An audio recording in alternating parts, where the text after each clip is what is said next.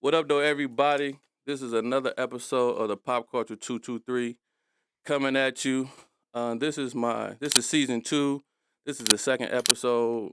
I might switch it and just make it episode 8 because it's a little confusing when I start editing and stuff. But I got some good brothers here, man. I'm gonna let them introduce themselves. Me and Nick is one of the guys here. Me and him go way back, man, to Broncos, West Side Broncos, Sweet Green and Gold, back in the neighborhood. So I appreciate that they came out, man, today, share some time with me out their busy schedules, being dads, fathers, and whatever else they got going on. But they're also firearms owners um, and responsible firearms owners. So I thought, when I brought them on here, just to show when on the show, just to show like different aspects of people backgrounds and where they come from, and that we all like firearm owners and responsible gun owners, fathers, and community people that just keep things popping in our life. So Nick, go ahead and introduce yourself, where you come from, your background, everything. I'm Nick Patterson from Detroit, Michigan. Uh, I'm currently a dean of students at Southeastern High School. I am an educator. Graduated from Detroit Radford, which is now Which is now Myers. Let's get that out of the way. Graduated from aisle 3. I went to Alabama A&M for my undergraduate. Went to Wayne State for my grad degree, and I'm working in the city as a dean of students right now. Got that little bit, don't I? Yeah, there you Hey, go. listen, this is my first time on the ones and twos. I'm trying to produce my own show now, so I'm stepping up in the category. The Lance over here, Dub's over here. Oh, So yeah. he let me jump on there. The Bear can't be here today. He's out there. His son's birthday. So I'm on the ones and twos. So just bear with me. Oh, yeah. The other gentleman I got here to my right is Bryant Tipton. So go ahead and introduce. Well, I'll introduce him a little bit, but go ahead. Yep. So Bryant Tipton, everybody know me as Tip, so they wouldn't know who Bryant was. But I'm from Detroit. I went to Cody High School. I also played for the Broncos. Probably a little older than these guys. You was a Bronco? My man. Yeah. My man. 81, Sweet green and gold. 82, 83. I think I was 91, 92. Yeah, What so, was you, Dick? Yeah, 90, 93. Dang. Yeah. I didn't even know that, Tip. Yeah. So football actually was my first love before basketball. But so like I said, went to Cody and graduated from Tulsa University, Grand Canyon University. Currently now the principal at Pershing High School. This is my 24th year in education. So Oh, wow. been around a long time. All right, man. So look, y'all got to give me a little bit more oomph on some more stuff on y'all background. Y'all brothers are what? What Greek family y'all come from? Well, it's only one fraternity. Right. Come on, man. Y'all done said it. Listen. Nigga Psi Phi Fraternity Incorporated. The best in the land. So, yeah. Listen. I went Try to to stay humble, man. Nah, You Nick. know? Nah, Nick. This Try pop to- culture. If y'all try gonna to- bark, try to bark. stay If you gonna get with it, get with We it. try to stay humble and professional. It's only one. Hey, man. I didn't put I went to Alabama. So my sister went to Alabama State. One of her boyfriends was accused. His name was Jeff, something like that. And I went out there. I was like, wow. Alabama State back in when she graduated 89, 92, Alabama State was off the chain. Yeah. You know what I'm saying? Back in the day. Yeah, so that was my first experience seeing, the Greek, and yeah, the first and only one that I was, you know what I'm saying? Mhm. So that's my little background on that. So I got a question. So it's the two of y'all. So when I ask you the question, just answer it, and then they both go for both of y'all because one of the D, one's the principal. Okay. So, Tip, on your day to day, what's the process with you? Since you've been the principal. So things has changed a little bit. So I went in having to clean a lot of things up, which I think we did a tremendous job. When I say we, I mean my team, my AP, security, even our custodians, teachers, everybody has bought into the fact of making Persian a school where everyone wants to be at on a daily. So my daily is just making sure that our kids have everything they need when they first walk through that door. Starts with breakfast, and then maybe uniforms. From there, just making sure that our instructors are ready, our kids are ready, and we start the day, man, on a positive vibe as they come through that door. So I was gonna ask. So you at Pershing? That's 7 Mile and Ryan, Ryan. So that's in the neighborhood. yeah, no That's doubt. that's in there. Big Bro went there. Shout out to Foot, Larry Foot. Yeah. Yeah. They went there. Marlon, the homies. So I know a lot of them, man. Yeah, they got a rich tradition at Persian, man. A lot of pro athletes, entertainers. I mean, a lot of folks come through. Man, my coach used to take us over there every other Sunday and play when they had Walter Craft and all them Mm. and all the guards. We used to go in that gym and get it in. Yeah. That was the first time I seen somebody dunk on my big man. Walt just jumped off from the box and just banged on it. I was like, dang, Big Sam. You gonna let him do you like that? But yeah, so where you at, Nick? I'm at Southeastern High School. Where that's at? That's on Benatar and Gothi.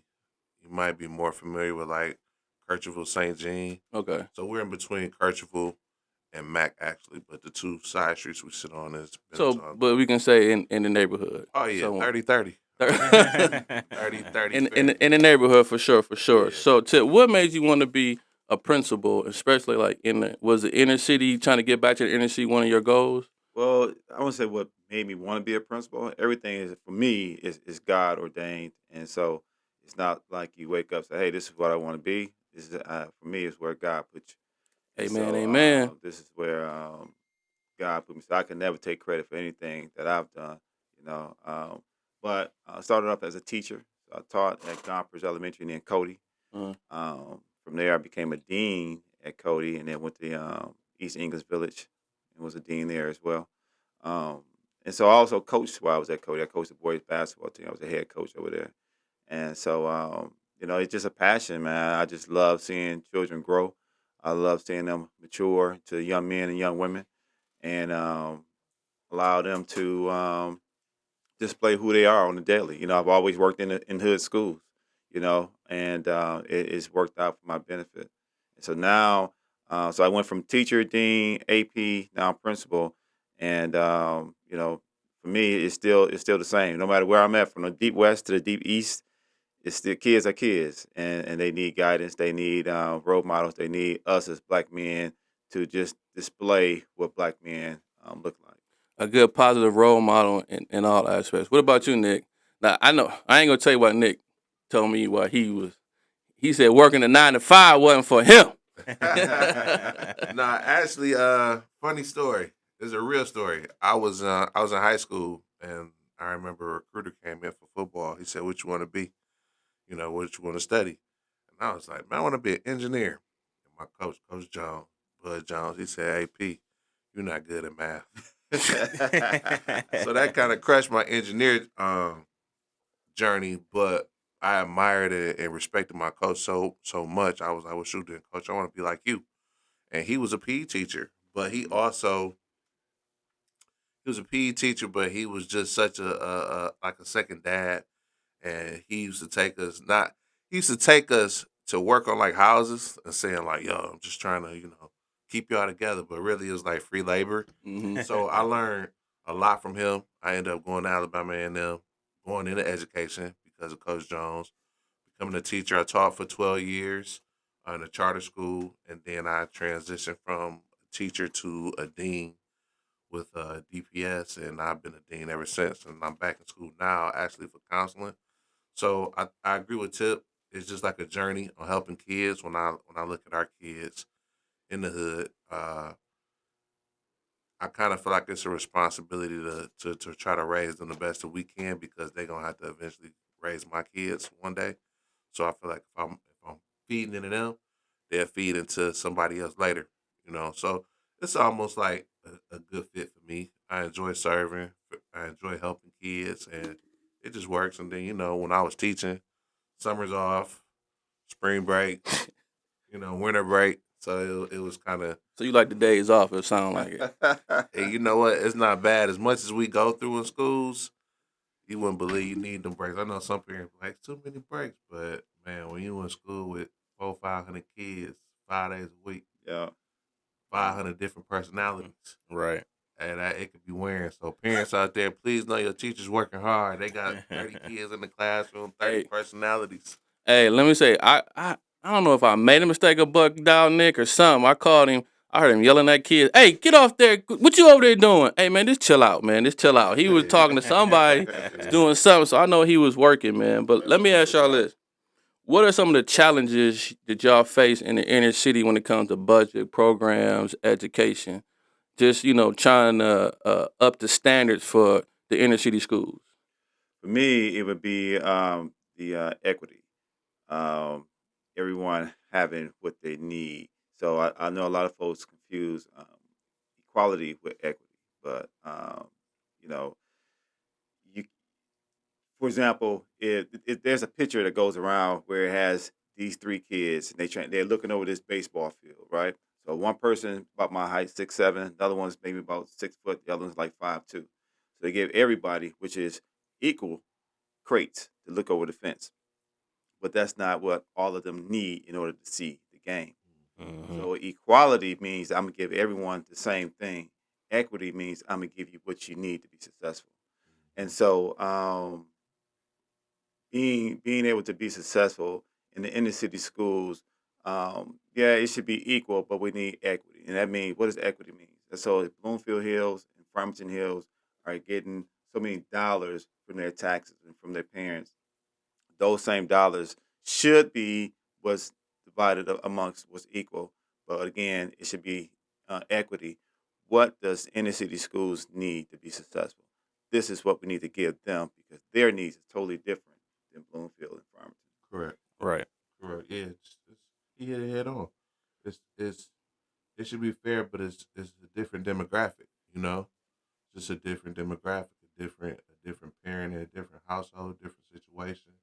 Whereas where you stay at, or your home, 2-parent home, parents doing what they're supposed to do.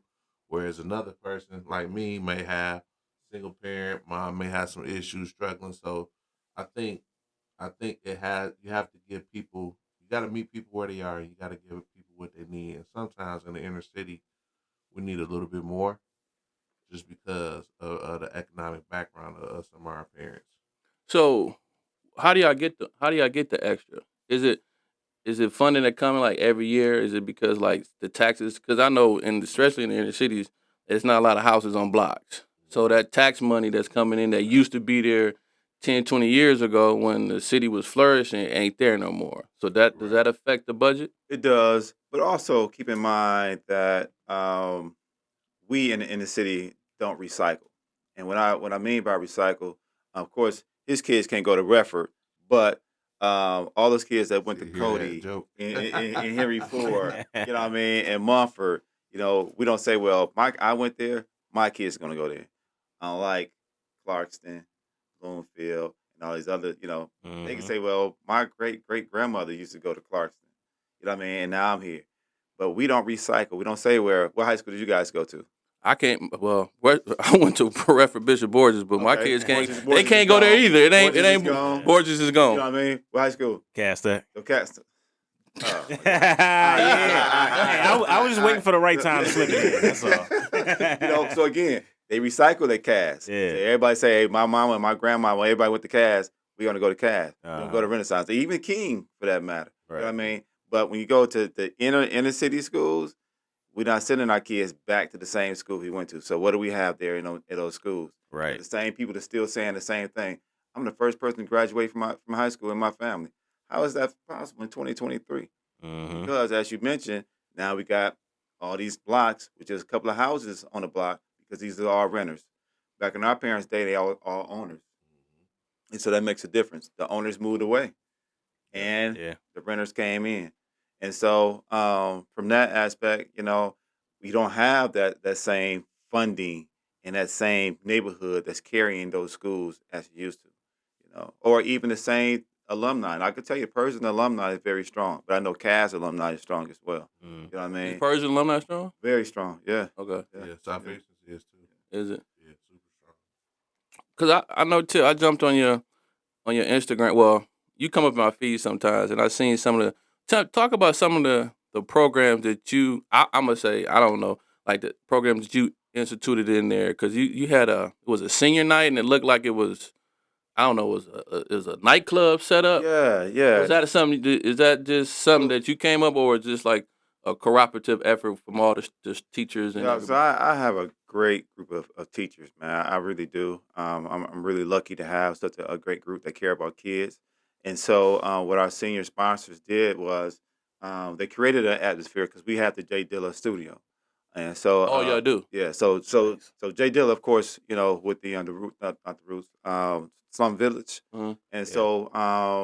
so now before he passed, they built like a studio inside of the school in his Did honor. Jay Dilla go to He Pershing? did. He Oh. did, yeah. Yeah. Coney Gardens and Yeah, all Coney that. Gardens. Yeah, Yeah. yeah. Oh, so Yeah. Pershing got some. So it's some hip hop It's a history. lot, man. Oh It's a yeah, lot. it's It's big a over lot. there. It's a lot, And so, and so the kids had what they call Grammys. Now we used to call my collections back when we was in school, but now they call it Grammys, where they give the class cutest and the best dress and all this type of stuff. But we made it into a real type Grammys atmosphere. Like you said, it was like a nightclub where you seen the teachers serving the students as if they were their waitresses and waiters. Mm. The kids were in there at their tables and listening to their peers entertain them. And so it was a great night. Yeah, it really was. So I see that, I was like, man, Tip trying to change the culture of the school and the vibe, and like, hey man, y'all need to go to Pershing because we Yeah. doing this, and this. Yeah, so Right. so another thing I did was Greenfield Union is a middle school down the street, right? And so my job, and as a coach, I'm a recruiter. I love Right. to recruit, and so my job now is to continue to recruit these eighth graders to come to Pershing. And so what I did was created a signing day, and so the eighth graders have these sheets, just like you're going to college. Mhm. We're signing with Persian. We Right. made it a big day, your signing day. And so hopefully we can make that a little bit bigger next year. Yeah. And because the kids are very excited to get their Persian gear, got their letter of intent, and everything that says that they are signed with Persian and they're going to be there in the fall. I'm gonna put my boy on blast. Foot need to jump out there and come take some pictures with them I agree. kids. I'm gonna put my brother on blast, man. We and him grew up in Brightmoor together since we was like 7, 8. Okay. So we go back. Big. Yeah. Yeah, we go back like 4 flats. You know what I'm saying? He stay there. Tell them, come on. So what I did when you come into the building, you see this big old you call them the retractable billboards they got now, right? Mm-hmm. And so I put Foot, Steve Smith, Khalil, Jay Dilla, all of them in a list of other hosts of people that have come through there. So when the kids come to the building, the first thing they see is those people, because those people walk these same hallways. It's the same building. Right. You know what I mean? It's when I say it's the same building, it's the Yeah, same it's the building. It had same no building. upgrades, no renovations. so our kids walk in, they see, hey, these people went through these same hallways, did the same struggles, and matter of fact, they might even be living in the same houses that we're living in right now. Yeah, so my mama You know what I still mean? stay in the same hood that we grew up in. She Yeah. ain't left Brightmoor, so Yeah. you know what I'm saying. Yeah. What about over there at Southeastern? So I think we do something similar. We did signing day with our seniors. It probably wasn't that big. I think each school does pretty much the same things. Like we had the Grammys and they have their swing outs and things of that nature. But what I try to do from my position is do like a monthly incentive. So it's kind of like where the kids who are on track as far as grades, attendance, and behavior are I'm good. Yeah, you good? Oh. Are rewarded, at the end of each month. Like so like this past month it was a dodgeball game. So we did Dodgeball. Ooh. staff student dodgeball. Ooh, that got It wa- aggressive. They done had an old school ball, so it wasn't it was lightweight dodgeball, not what we played. Nerf That ball. big old red Yeah, it heavy was like a ball. Nerf ball. It was That whack. That but big it old worked. red heavy ball. Nah, not the heavy ones. They couldn't take that. So we just try to do monthly incentives, weekly incentives to try to keep our kids in a positive atmosphere and a positive light to say, hey, we want you to care. We want you to come to school. We want you to be, progressive and be able to grow here. Here's something for you. Because I think our kids need tangible things more often than than we would get something. Maybe we'll have a party Christmas and then at the end of the year we be done. But for these kids now, you kind of gotta keep it coming to encourage them, to motivate them to be what they can be. So we do stuff monthly, we do stuff quarterly, and now we're gonna do our our next event is staff student game May 12th, and then we're having like a big I wouldn't call it field day, but like end of the year hangout on the 26th before our seniors leave. Okay. I know. I think you said tangible. Like at Bishop Borges, like, hey, pay $1 and wear your best outfit. You know, we got geek. Right. You know what I'm saying? I'm at home like, look, this outfit costs $100, Yeah. but I got to pay you $1 to wear it. Yeah. So, you know, we geeked. Hey, man, we gonna be fresh. We gonna be fresh on that day. But it's great, man. Like I said, I know Nick for a long time. It's great to see black brothers, positive role models. Tip, you a father? I am. Okay. Mm.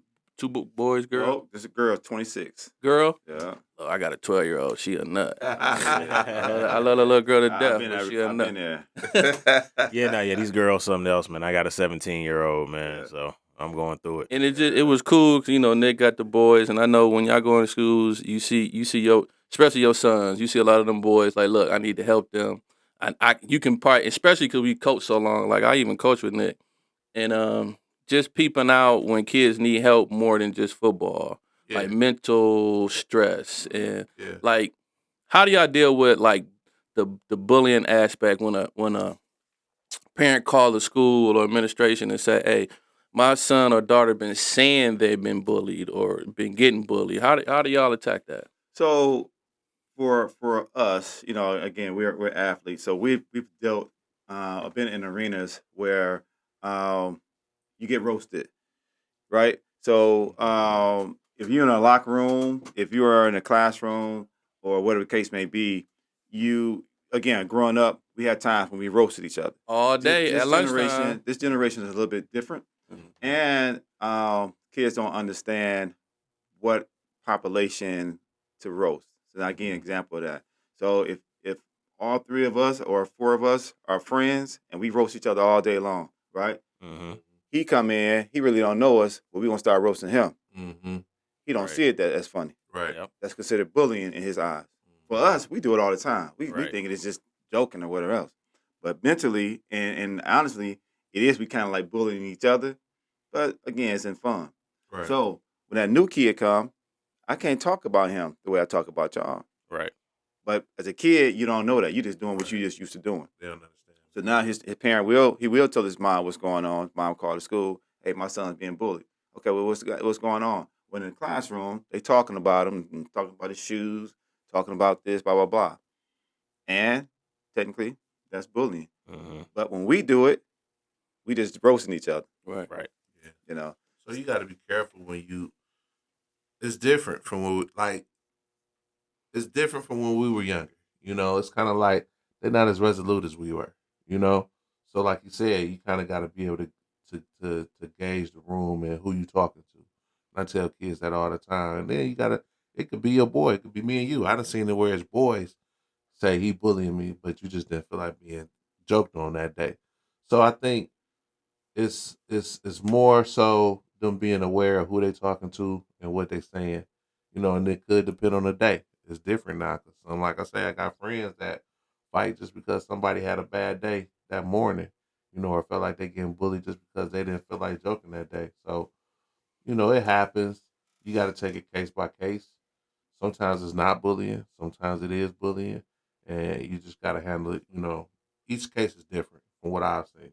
So let me ask you this: when y'all peep out a bully, what about the bully being bullied at home? Do y'all do like, okay, this dude keep coming here, just angry all the time? Yeah. So you gotta kind of Do y'all like? you gotta get under the surface and find out why this kid is acting like that. Y'all just don't kick him out. Like, look, you too Nah, much not- issue. Do you like? Not right off the back, man. Yeah. We always work with kids. Yeah, You know you what I mean? For us being in this business this long, you can't be an asshole. Mm-hmm. Because kids understand. Oh, I'm playing. no, the kids, you understand? So because the kids peep that out, man. Right. You know what I mean? Yeah. They know when you are genuinely, when you on it behind. They know when it's for real and when you just being a jerk. It's You know what I'm saying? crazy. I'm sorry, because he's so right. Like, it's almost like an animal instinct in us that kids know when you an asshole, and they know when you genuine.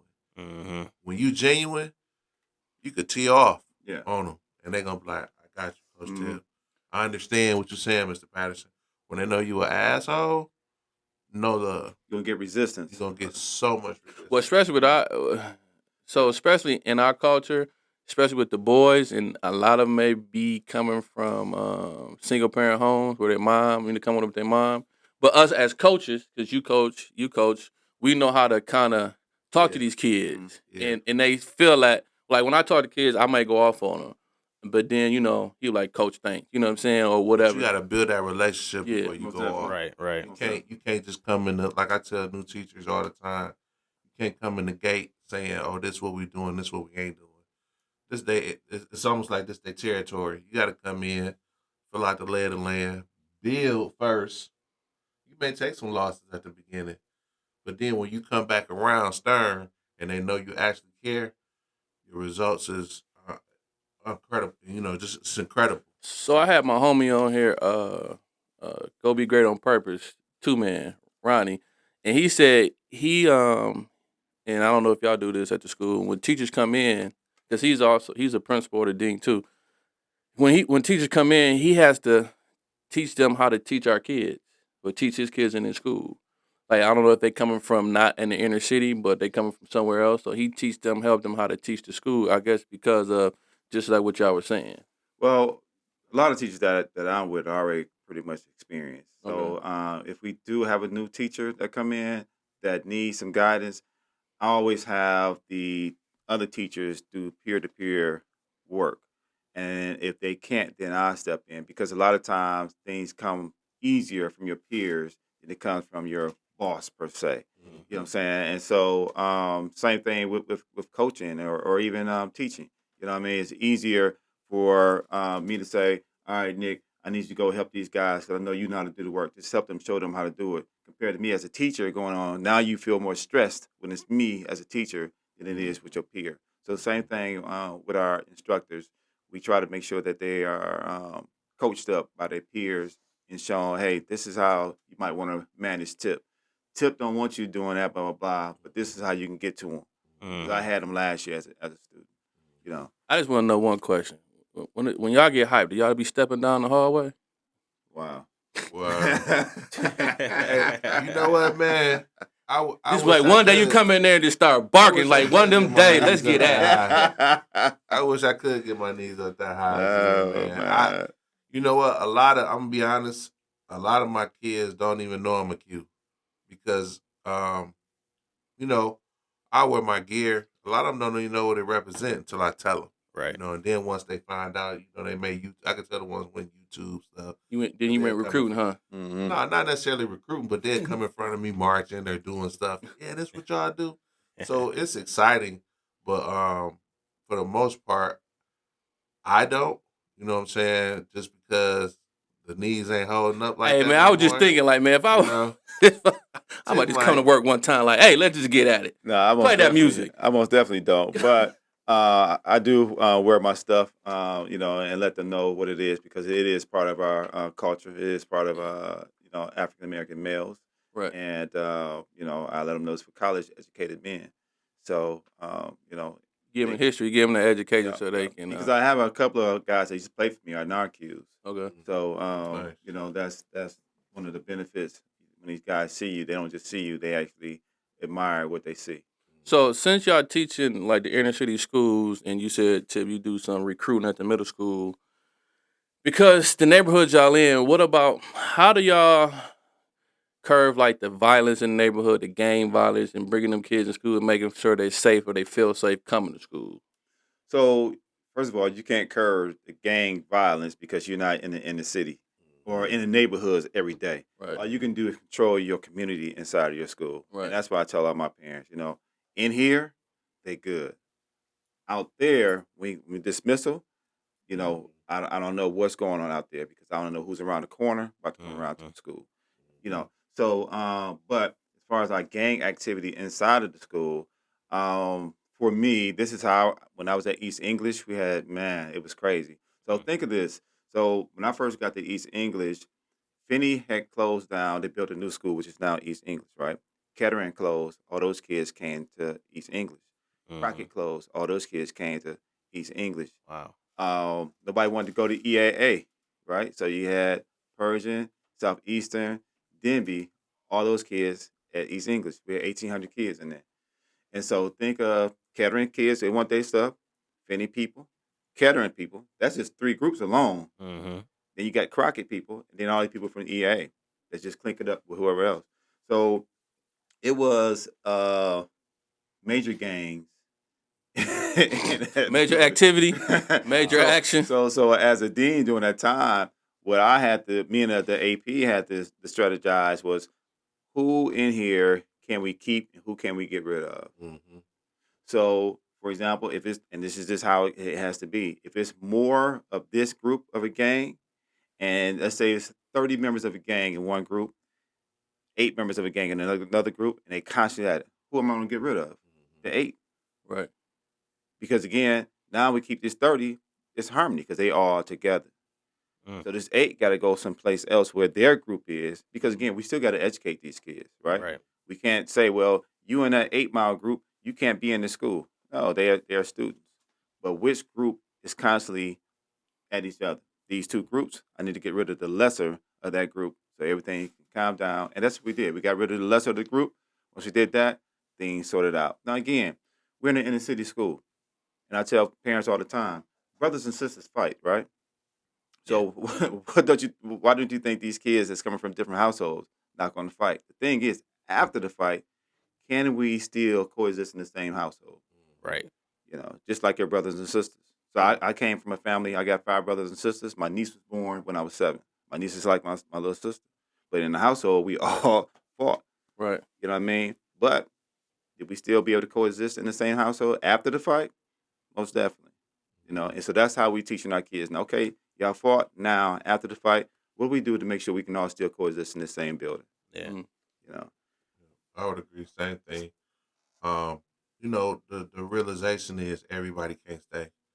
So what we focused on was the more violent ones, the ones who consistently fought, and those are the ones we moved out first. It's interesting though. Once you start, kids want to come to school for one. They want to feel safe when they come to school. When you start getting rid of the ones that's super violent and they see it, the ones that really on the edge that may just be running with them, they chill out because they're like, oh, okay, such and such gone. Kids talk. Like, oh, they put such and such out. Oh, such and such not here. So when they start seeing people getting put out, it sends a message, through their community, like, okay, they're not playing with it. So you can get the ones that's kind of leaning towards going bad to get back on the right track because they don't want to be put out of school. Right. Yeah. I ain't gonna take that peace slip home. Like, man, I got kicked out because I was running with such and such. Right. I knew that was gonna. Right. I knew that was gonna be a problem for Right. sure. So let me ask you this too, and Tip, the digital divide. Our kids are behind, in I'm gonna say it so much, but because of the access to internet, especially with the technologies booming with the AIs, the coding, and programs like that. How do we try to catch our kids up to that, especially in the inner city where the funding may not be available to bring it in to get those programs in there to get, like, my son go to West Bloomfield. He got into West Bloomfield because of the STEM program. Mm-hmm. He tested real good, whatever. So now he's in the STEM program. So they're gearing him to like engineering and all that. But as far as like in Pershing and Southeastern, where I don't know if the STEM program is there or programs like coding and all that. How do you bring that to a school like that, to the inner city? So we so behind. Our kids are so behind. Right.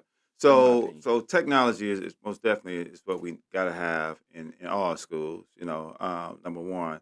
But when it comes to coding and STEM program, first you got to find the correct instructors to teach it. Mm-hmm.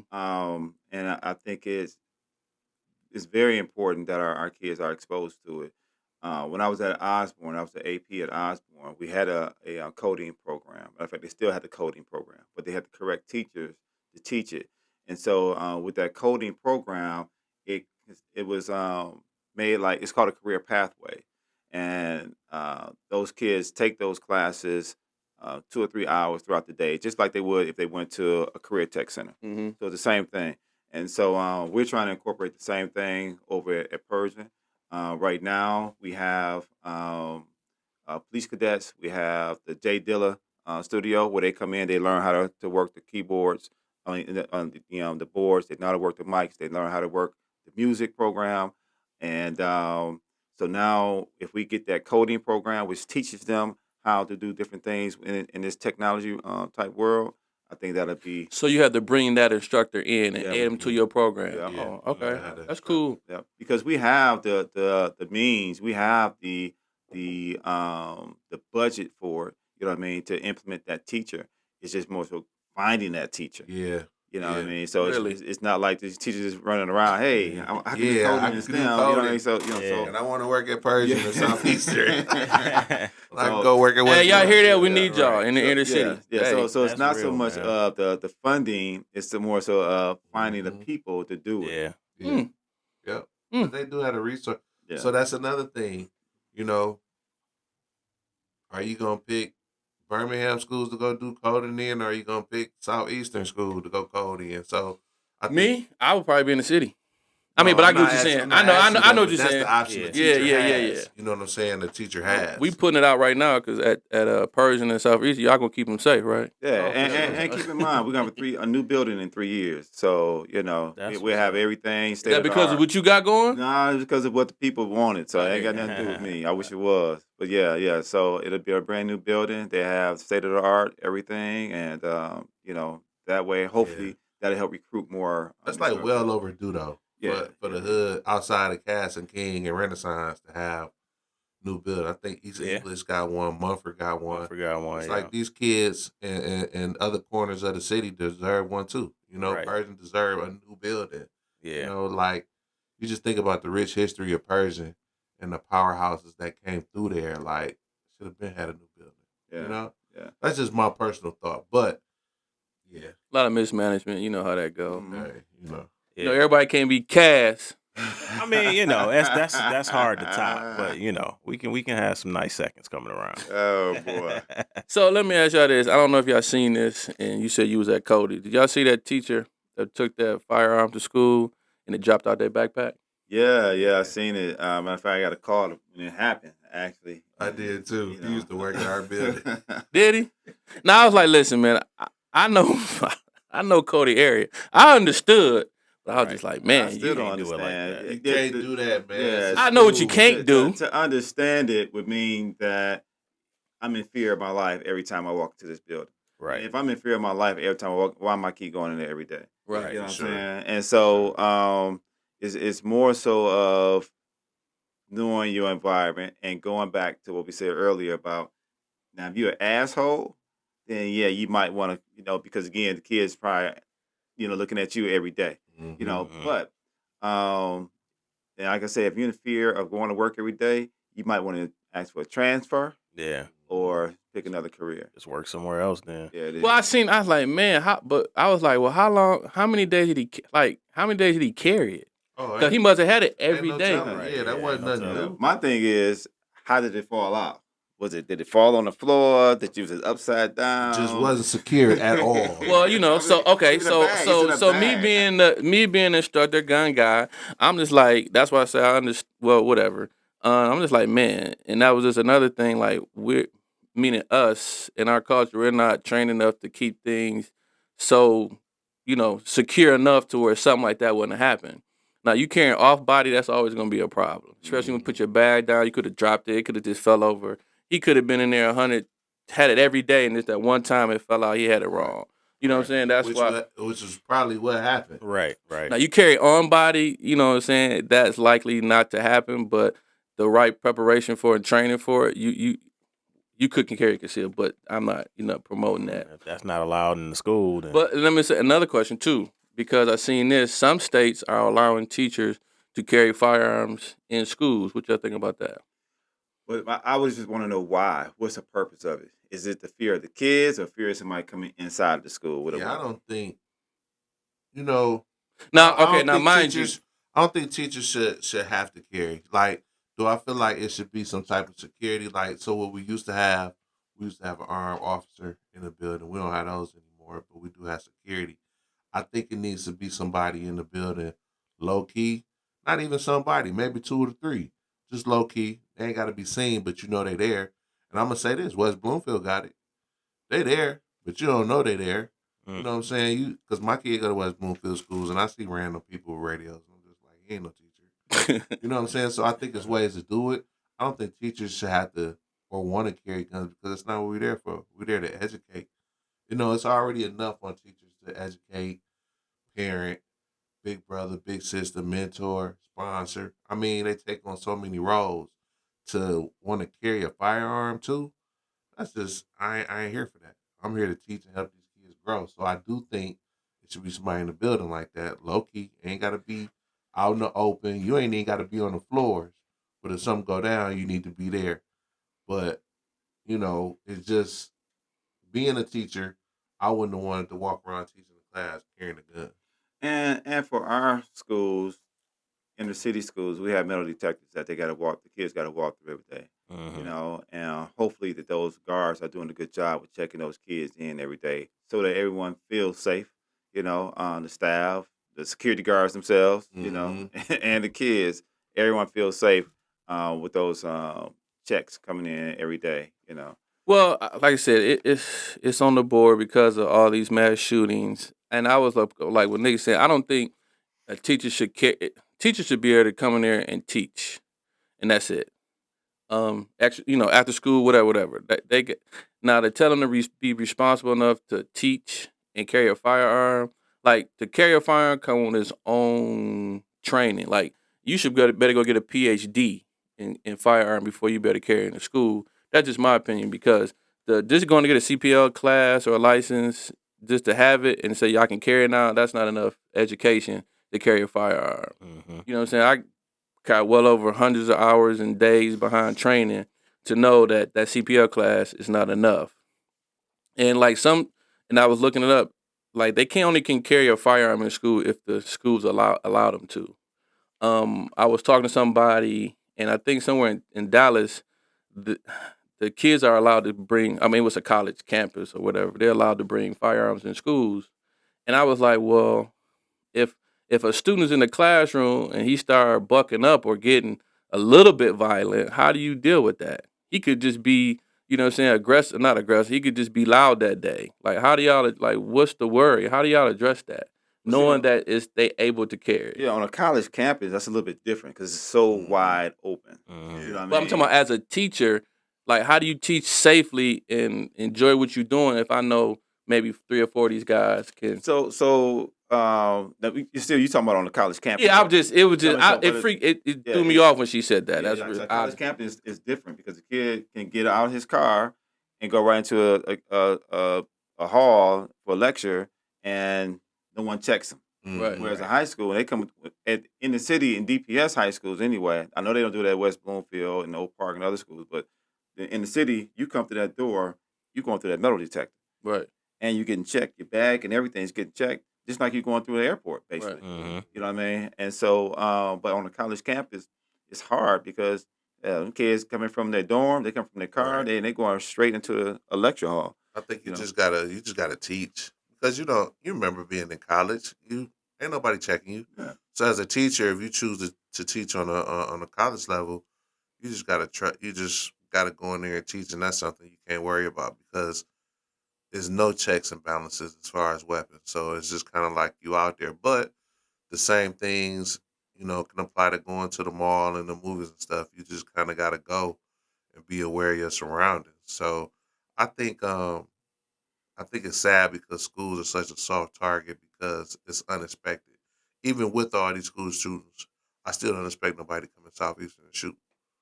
Even though what I see around the country, I'm not expecting that. Are we preparing for it? For sure. But am I expecting that to happen? Absolutely not. See, and then that's another question I'll ask. Like, I grew up in Brightmoor, went to Murphy. So we had metal detectors in Murphy. So it wasn't no big deal. You know what I'm saying? It wasn't a big deal to walk through metal detectors. It wasn't a big deal to have, we had gang squad up there. So it wasn't a big deal to have gang squad walking through and just do checks. You know what I'm saying? So it was just like, okay, they're keeping it safe or whatever. There's a presence there. I mean, we still acted up. But to actually think about somebody coming to school and doing some damage or doing work, it was like, nah, not in this shit. We know. Yeah, because so I went to Cody. And so in the 80s, I came out of Cody 88. And so we had Young Boys Incorporated, Joy Road, I say Joy Road. Brightmore. Right. We had the Sconies and the Yeah. LKs. We had Herman Gardens. We had so many gangs up in there. And this is during the time when the drug game was like at its highest. Mm-hmm. And so we had guys in there with fat knots every day, gold chains, nanny goats. You know what I'm saying? I mean, so but there was no metal detectors coming through the door every morning. In the 80s, you just come right on in. And so, and there was a big gang problem. I said, Young Boys Incorporated was at their peak, you know, and so we didn't have to worry about nobody coming in and shooting up the school. Because it was too many gangs in there. It was a certain respect level for schools. Yeah. You know, and teachers in general, you know, even if someone didn't like that teacher, they weren't thinking about fighting no teacher. Right. They weren't thinking about trying to shoot no teacher. Right. You know, or even hurt the teacher. They might cuss them out.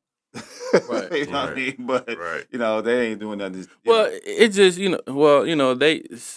they use that platform to jump off to attack firearm gun owners, and it's like to have teachers in schools with firearms. I don't agree with that. But to have recess officers that can, deal with a threat when it comes in immediately, opposed to calling the police and they be there in 2 or 3 minutes, I think that's necessary. Yeah, I think we have more issues, as you mentioned at the top of the show, with the neighborhood, someone from the neighborhood trying to come up to the school and do something, more so than the student body themselves trying to do something, which again, I don't see why teachers want to carry guns inside the school, because it's up to me to make sure that everybody in that building is safe. Listen, some of them kids that is these high schools, especially Pershing, probably would straight drop one of them teachers. Like and probably so. I would, we got some strong kids, but again, it's the respect level that our kids should learn when they walk into that building, that we are all here together. I'm not here to hurt you. I'm not here to humiliate you. I'm not here to make you look bad. I'm here to educate you. For sure. And that's got to be the message. And I think as long as that's the message, well, I would say at least 95% of the kids is on board. Like, you got to remember, man, kids love coming to school. I know if the media may not make it seem like that, but that's somewhere they want to be. Even the kids that get in trouble want to be in school. Yeah. Now, you got your fews that's just like, okay, forget school. And that's you're not going to save everybody, but for the most part, Pershing, Southeastern, all those schools in the hood, our kids want to come to school and are good kids. Like, don't get it twisted. Yeah. We got really good kids, like really good kids. Yeah, like I know they demonize them sometimes, and you kind of just put them all in one bunch. But if you was to come to Southeastern, you'd be like, oh, this straight. Yeah. I could take you through there and walk through. I don't care who come through. Mayor come through. I ain't finna put on no dog or pony show. Go ahead. Yeah, it is what it is. It is what it is. And our kids understand that this is the culture and climate of our school. And my thing is, in the next 2 or 3 years, I want other new kids to come into the building and try to act up, and our kids that's there looking at them like, man, we don't do that here. What you say, dog check them? We had it. Our school was like that for a minute when we were smaller. And we were all tested in for a few years, and then we opened up to a neighborhood school. The seniors, they would just tell them freshmen coming in, man, we don't do that. We don't act like this. I gotta go. They come to me, Patterson, man, these new kids gotta go. Because they were so used to just calm and peace and just coming to school. Coming to school. And the thing is, and I'm sure it's like this around the city with all high schools, a lot of kids don't want to go home. For sure. After the bell, I don't care what you say. You're like, hey, why y'all still here? Go home. Here? I got to get on the PA. School over. If you're not staying here for tutoring, credit recovery, go home. You think that's a component because of the COVID and the kids was at home for so long? It happened before COVID. The kids they enjoy being in a safe space. Social. Right. They may have it better in school than they got at home in some cases. And then you take your worst scenarios. You eating 3 times. Right, exactly. Twice. I'm sorry, twice. It's just a safe space. You got to think, teachers are in the service industry. So whatever they doing, they serving your kid, So if your kid needs, we got great teachers. Whatever your kid needs, they're going to take care of them. So when the kid gets all that in one place, And then I don't know what situation they go to at home, but they don't want to go home. Right. You're making a difference for sure. So, Right. Yeah, right.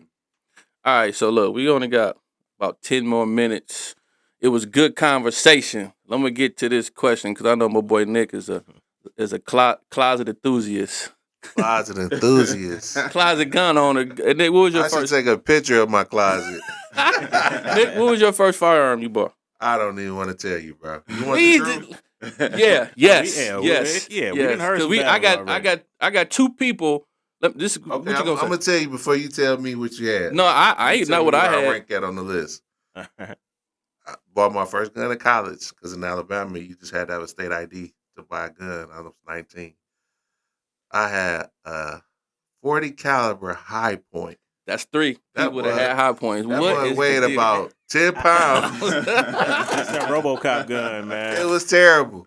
Hey, this one cat came on there and said that's the only thing he could afford at the time because he was about to get robbed for his Cartiers. So he's like he was paranoid.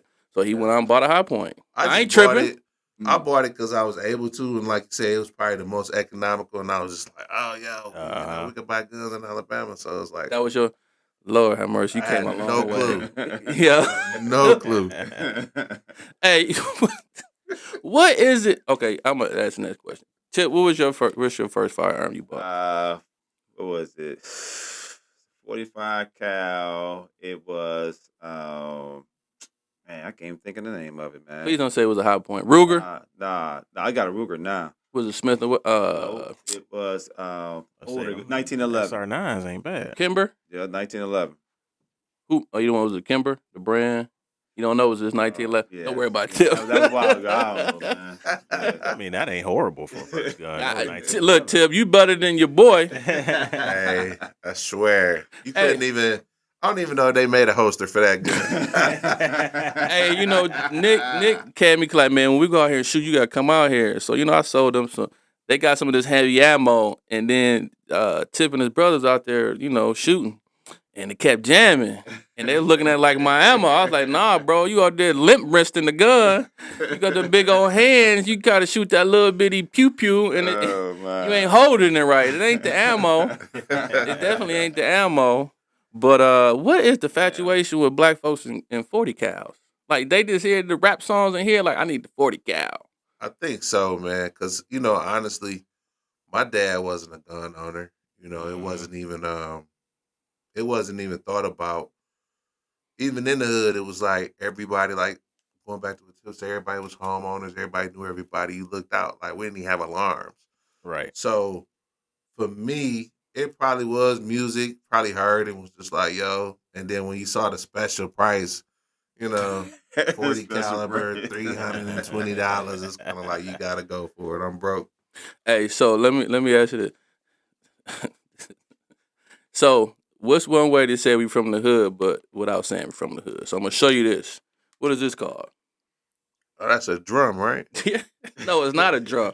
It's a D60, but they call it a drum. We call it a drum. Oh, well, I was supposed to see it. Yeah, if you know you're from the hood. Terms, Hey, yeah, you know you're from the hood when you show. I don't know what that is, man. It's a Magpul D60, but it's called a drum. The kids put it on there, they doing woo woo woo. But hey, that's how you know you. That's how you know. What's another one? Sorry, I'm from the hood. What's this called? Clip.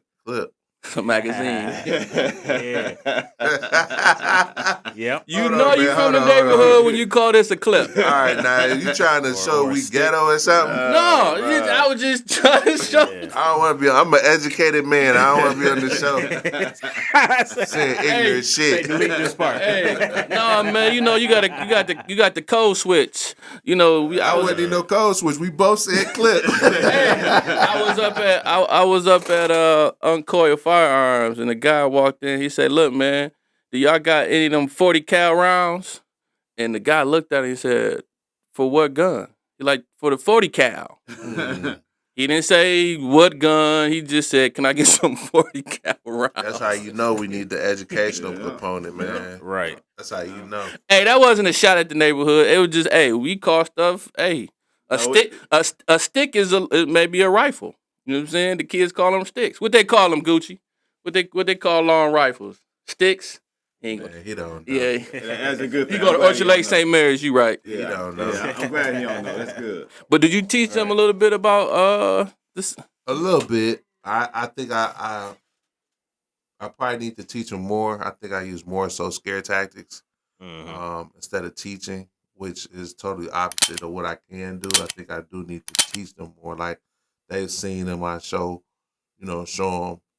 Have they ever operated one? No, never like operated one at all because I kind of, and it's probably, I keep them away from it because I know the damage that people can do with them, and I just don't want to expose them to it. But I know it's a good side to expose them to it so that they're educated. I just haven't taken that step yet, and I think that's part of me being the closet queen because it's kind of like Pause. it's Closet shooter.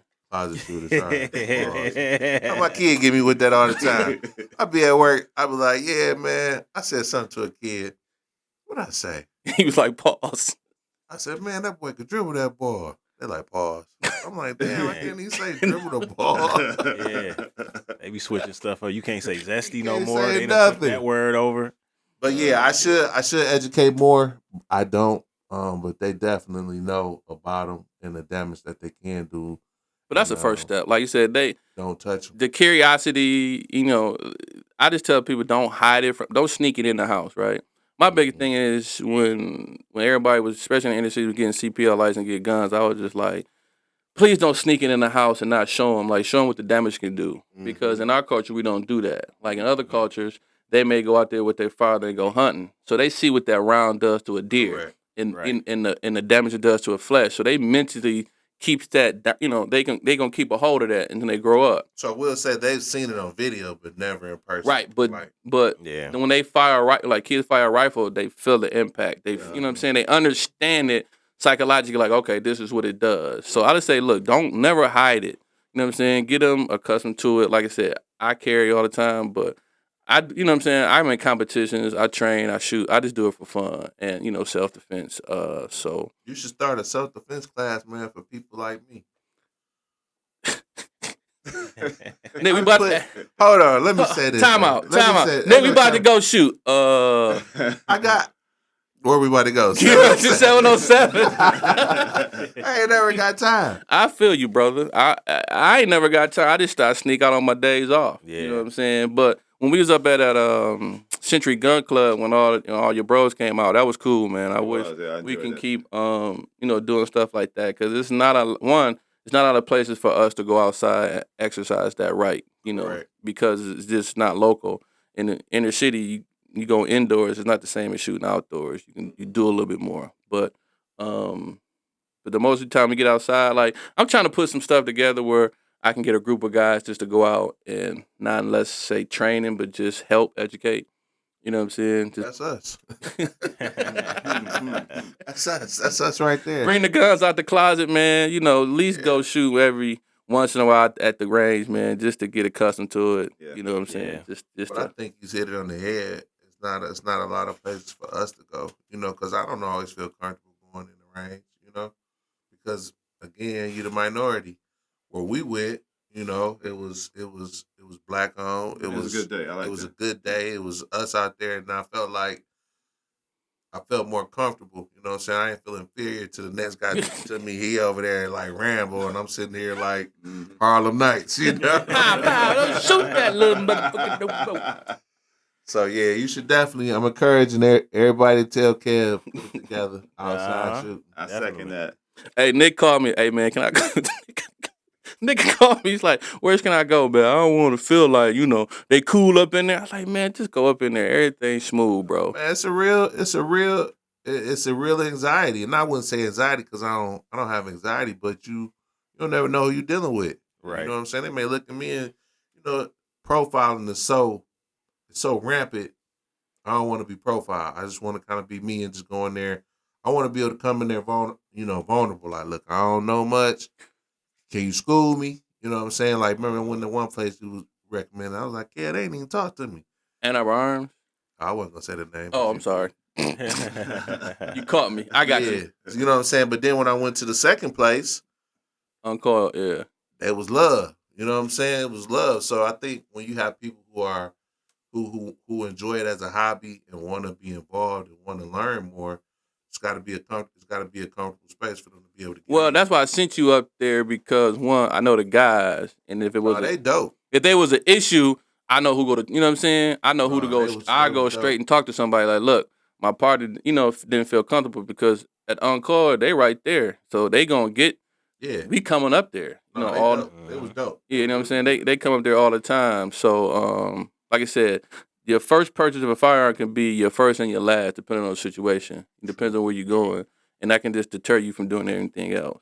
But so that was it, man. Like I said, I want to thank you, brothers, for coming on here and just talking game and giving some wisdom to the listeners. What I'm gonna do is I'm gonna post it up. I'm gonna share it with y'all. I'm gonna send y'all clips, and y'all just share it on all your platforms and tell whoever about it. Whoever you got to, any celebrities that y'all know, say, hey, man, y'all need to go holler at your Kev at the Pop Culture 2-3 podcast. We need to share the message. And like I said, I was just trying to bring more people on. Like, the idea was just to give game and wisdom to everybody, right? Mm-hmm. So I just want to bring like-minded brothers up here from all aspects. You didn't have to be a gun geek. You could be the closet dude to the gun dude to the, intermediate. It didn't matter. But, we all got the similar backgrounds. We all want the same, especially for our families, for the community, and for ourselves. So, like I said, I want to thank y'all for coming. And that's all from Pop Culture 223, and we out. Sir.